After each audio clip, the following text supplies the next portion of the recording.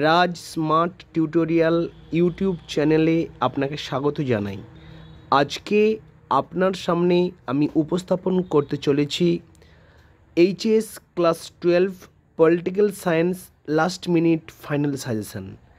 যে প্রশ্নগুলো আজকে তুলে ধরব সেই প্রশ্নগুলো আপনি শেষবারের মতো একবার দেখে যান। সমস্ত প্রশ্ন আপনি আপনার ফাইনাল পরীক্ষায় 2024 সালে কমন পাবেন। তো চলে আসুন আজকের আলোচ্য টপিকে। আজকের আলোচ্য topic political science last minute final suggestion 2024-এ যারা উচ্চ মাধ্যমিক দিতে চলেছেন সেই সমস্ত প্রিয় ছাত্রছাত্রীদের জন্য। প্রথম বলবো, আজকে আমরা প্রত্যেকটা প্রশ্ন 8 নম্বরের যে লং প্রশ্ন সেগুলো মেনলি সাজেশন তুলে ধরেছি। প্রথমে তুলে ধরব আন্তর্জাতিক সম্পর্ক, যেখান থেকে প্রথম প্রশ্ন করতে বলবো আন্তর্জাতিক সম্পর্কের সংজ্ঞা দাও, আন্তর্জাতিক সম্পর্কের বিকাশের ধারা সংক্ষেপে আলোচনা করো, যেটা 17 সালে এবং 22 সালে রিপিট হয়েছে। পরের প্রশ্ন, আন্তর্জাতিক সম্পর্ক বলতে কী বোঝো, আন্তর্জাতিক সম্পর্ক ও আন্তর্জাতিক রাজনীতির মধ্যে পার্থক্য কী, 15 সালে 19 সালে রিপিট হয়েছে। পরের প্রশ্ন, বিশ্বায়ন কাকে বলে, বিশ্বায়নের প্রকৃতি আলোচনা করো, 15, 19, 22 সালে 3টে সালে পড়েছে। পরের প্রশ্ন, বিশ্বায়নের সংজ্ঞা দাও, বিশ্বায়নের বিভিন্ন রূপ পর্যালোচনা করো। পরের প্রশ্ন, বিশ্বায়নের ফলাফল আলোচনা করো, জাতীয় স্বার্থের সংজ্ঞা দাও, জাতীয় স্বার্থের সঙ্গে পররাষ্ট্রনীতির সম্পর্ক আলোচনা করো। 5 নম্বর 6 নম্বর প্রশ্ন এটা। তাহলে এই 6টা প্রশ্ন আমি করতে বলবো আন্তর্জাতিক সম্পর্ক থেকে। পরে চলে যাব যে কয়েকটি প্রধান রাজনৈতিক মতবাদ থেকে করতে বলবো। প্রথম প্রশ্ন, কার্ল মার্কসের রাষ্ট্র সম্পর্কিত তত্ত্বটি আলোচনা করো, রিপিটেড প্রশ্ন। কার্ল মার্কস এর ঐতিহাসিক বস্তুবাদ তত্ত্বটি আলোচনা করো। দ্বন্দ্বমূলক বস্তুবাদ বলতে কী বোঝো, দ্বন্দ্বমূলক বস্তুবাদ বিষয়ে মার্কসের ধারণা বিশ্লেষণ করো। পরবর্তী প্রশ্ন, আজ পর্যন্ত যত সমাজ দেখা গেছে তা হলো শ্রেণী সংগ্রামের ইতিহাস, টোটালটাকে ব্যাখ্যা করতে বলা হয়েছে। এবং পরবর্তী প্রশ্ন, গান্ধীজির সত্যাগ্রহ সম্পর্কিত ধারণাটি আলোচনা করো, রিপিটেড প্রশ্ন।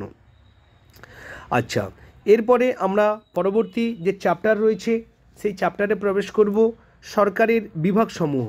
প্রথম যে প্রশ্নটি তুলে ধরব, ক্ষমতা স্বতন্ত্রীকরণ নীতির পক্ষে ও বিপক্ষে যুক্তিগুলি আলোচনা করো, রিপিটেড প্রশ্ন। পরের প্রশ্ন, ক্ষমতা স্বতন্ত্রীকরণ নীতি বলতে কী বোঝো, কঠোর ক্ষমতা স্বতন্ত্রীকরণ নীতি সম্ভব নয়, কাম্যও নয়, মন্তব্যটি যথার্থতা প্রতিপাদন করো, রিপিটেড প্রশ্ন। পরের প্রশ্ন, একাক্ষর বিশিষ্ট আইনসভার পক্ষে ও বিপক্ষে যুক্তি দাও, রিপিটেড প্রশ্ন। পরের চলে যাব, দ্বিকক্ষ বিশিষ্ট আইনসভার পক্ষে ও বিপক্ষে যুক্তি দাও। পরের প্রশ্ন, আধুনিক রাষ্ট্রের শাসন বিভাগের কার্যাবলী আলোচনা করো। পরের অন্তিম প্রশ্ন, বিচার বিভাগীয় সমীক্ষা বলতে কী বোঝো, বিচার বিভাগীয় স্বাধীনতা কিভাবে সংরক্ষিত হয় তা ব্যাখ্যা করো। এরপরে চলে যাব ভারতের শাসন বিভাগ। প্রথম যে প্রশ্নটি তুলে ধরব ভারতের শাসন বিভাগ থেকে, পরবর্তী চ্যাপ্টার, ভারতের প্রধানমন্ত্রীর ক্ষমতা ও কার্যাবলী বিশ্লেষণ করো, রিপিটেড প্রশ্ন। পরের প্রশ্ন তুলে ধরব অঙ্গরাজ্যের রাজ্যপালের ক্ষমতা ও পদমর্যাদা ব্যাখ্যা করো, 3বার রিপিট হয়েছে প্রশ্নটা। পরের প্রশ্ন, ভারতের অঙ্গরাজ্যের রাজ্যপালের স্বেচ্ছাধীন ক্ষমতার বিবরণ দাও। পরের প্রশ্ন, ভারতের রাষ্ট্রপতির জরুরি অবস্থা সংক্রান্ত ক্ষমতাগুলি সংক্ষেপে আলোচনা করো। এই 4টে প্রশ্ন করতে বলবো ভারতের শাসন বিভাগ থেকে। এরপরে চলে যাব ভারতের আইন বিভাগ। এখান থেকে কয়েকটি প্রশ্ন তুলে ধরছি, ভেরি ভেরি ইম্পর্ট্যান্ট। ভারতের সংসদের উভয় কক্ষের পারস্পরিক সম্পর্ক আলোচনা করো, 3টা সালে রিপিট হয়েছে। পরের প্রশ্ন, লোকসভার অধ্যক্ষের ক্ষমতা ও কার্যাবলী ব্যাখ্যা করো। পরবর্তী প্রশ্ন, ভারতীয় পার্লামেন্টের আইন পাশের পদ্ধতি ব্যাখ্যা করো। পরের প্রশ্ন, পশ্চিমবঙ্গের বিধানসভার অধ্যক্ষের ভূমিকার পর্যালোচনা করো। নেক্সট, পরের যে চ্যাপ্টার রয়েছে ভারতের বিচার ব্যবস্থা। এখান থেকে যে প্রশ্নগুলি করতে হবে, প্রথম প্রশ্নটি তুলে ধরব, খুবই ইম্পর্ট্যান্ট।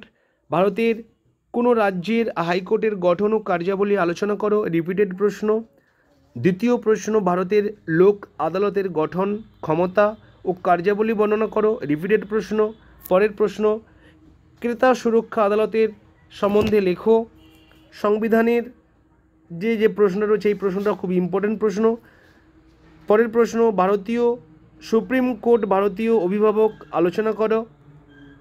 এই ছিল আজকের আপডেট ভিডিও। তাহলে এই যে চ্যাপ্টারগুলো তুলে ধরলাম ভালো করে দেখে নেন।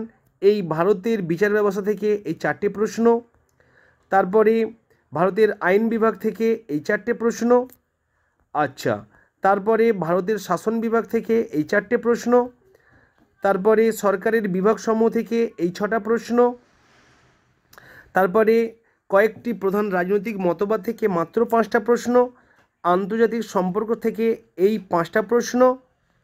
এই কয়েকটি প্রশ্ন আজকের আপডেট ছিল। যে সমস্ত আমার প্রিয় ছাত্রছাত্রীরা 2024 সালে উচ্চ মাধ্যমিক পরীক্ষা দিচ্ছেন, পলিটিক্যাল সায়েন্স সাবজেক্ট রয়েছে, সেই সমস্ত আমার প্রিয় ছাত্রছাত্রীদের জন্য আজকের এই আপডেট ভিডিওটি।